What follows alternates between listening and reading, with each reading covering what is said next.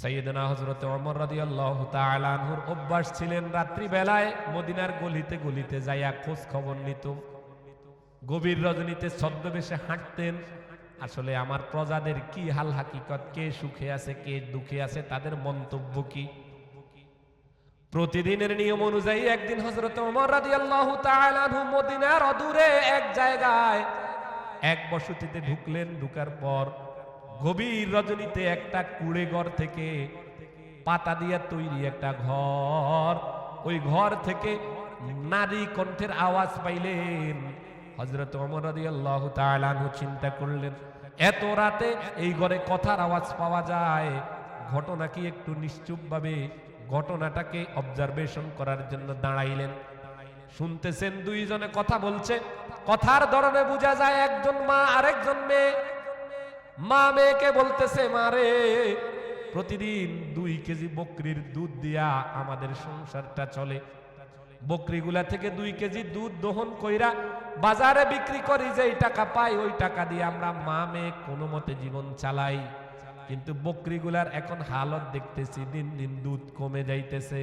এখন তো 2 কেজি দুধ হচ্ছে না, আমাদের 2 কেজি দুধেও সংসার চলতে কষ্ট।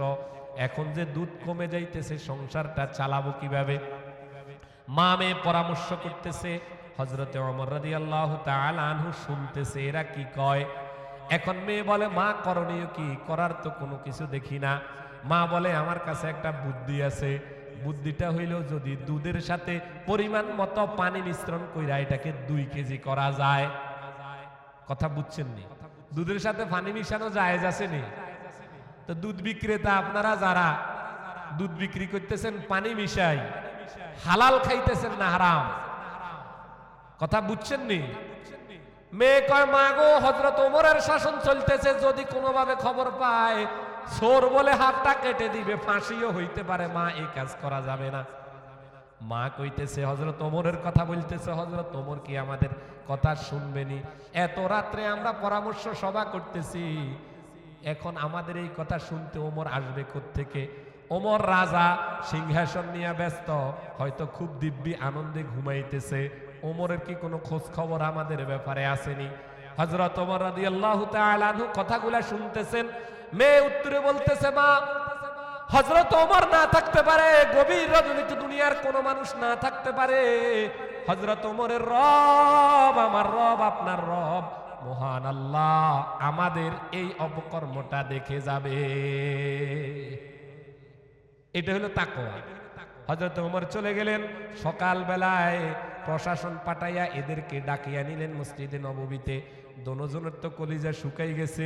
মেয়ে কইতেছে, মা এতদিন পর্যন্ত কোনোদিন আমাদেরকে ডাকে নাই, গত রাত্রের ঘটনা বোধহয় ফাঁস হইয়া গেছে। হযরত ওমর তাদেরকে দেখা কয়, গত রাত্রে যা কইছ সব আমি শুনছি, ঘটনা সম্পর্কে আমি জানি, ওইদিকে আমি যাইতেছি না। আমার ছেলেকে বিয়ে করানোর জন্য পাত্রী খুঁজতেছি অনেক দিন যাবত। আমি সিদ্ধান্ত নিলাম এই মেয়েটাকে আমার ছেলের বউ করব। মাকে প্রস্তাব দিল, আপনি রাজি হন? বুঝছেন নি? দুধ বেশি সংসার চলে না, এখন বিয়ে হইব রাজার ছেলের সাথে। কথা বুঝেন নাই? ওমাই ইয়াত্তাকিল্লাহা ইয়াজআল লাহু মাখরাজাও ওয়া ইয়ারযুকহু মিন হাইসু লা ইয়াহতাসিব। আল্লাহর কসম করে বলি, এই কোরআনের একটা হরফ, একটা নক্তার ব্যাপারেও সন্দেহের কোনো অবকাশ নাই। রব বলেন, হে দুনিয়ার মানুষ, তোমাদের মধ্যে যে লোকটা আমি আল্লাহরে ভয় করে, যার ভিতরে তাকওয়া আছে, ইয়াজআল লাহু মাখরাজা, তার জন্য আমি পথ বের করিয়াই দিব, তার বাঁচানোর পথ বের করিয়াই দিব।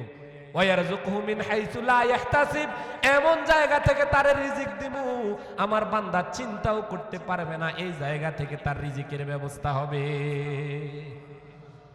হালাল কামাই করতে যাইয়া সংসার চালানো কষ্ট, হালাল কামাই দিয়া সীমিত ইনকামে ছেলে মেয়ে মানুষ করা কষ্ট, ঠিক না বেঠিক? জীবনে বাড়ি করার স্বপ্ন নাই, গাড়ি করার স্বপ্ন নাই, জায়গা কেনার স্বপ্ন নাই, যেটুক টাকা বেতন পাই এটা দিয়া কোনো মতে নিজেদের সংসার চালানোই কষ্ট। হারাম পথে যাই না কেন? আল্লাহর ভয়ে। আল্লাহ বলে, বান্দা, যেই বান্দা আমার ভয়ে হারাম ছাইড়া দেয়, আমারে ভয় করে, ইয়াজআল লাহু মাখরাজা, আমি তার জন্য পথ বের করে দেব, কারণ আমার বান্দার দিলে আমার ভয় আছে। আর তার রিজিক এমন জায়গা থেকে দেব আমার বান্দা চিন্তাও করতে পারবে না। আপনি এটা অ্যাপ্লাই করেন। আপনি হারাম ছাইড়া আপনি এই আয়াতের উপর ঈমান আইনা যে দেখি আল্লাহ আমার জন্য কি পথের বাহির করে, আল্লাহর কসম করে বলি আল্লাহ আপনার জন্য পথ বের করে দেবেন ইনশাআল্লাহ।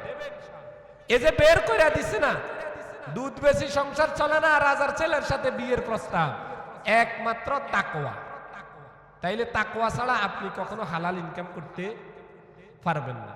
যত ইবাদত আপনি করতেছেন, ইনকাম যদি হালাল না হয়, আপনাকে শাস্তি থেকে আমার মনে হয় বাঁচানোর কেউ নেই। একটা কিতাব আছে আল্লামা কামাল উদ্দিন দামিরি রহিমাহুল্লাহ লিখছে হায়াতুল হায়ওয়ান। ওই কিতাবের রেফারেন্সে বর্তমান বিশ্বের অন্যতম দাঈ আল্লামা তারিক জামিল দামাত বারকাতুহুল আলিয়া চোখে দেখা কবরের আযাব কিতাবে লিখছে। কয় একবার এক ব্যবসায়ী কাফেলা হজ করতে গেছে।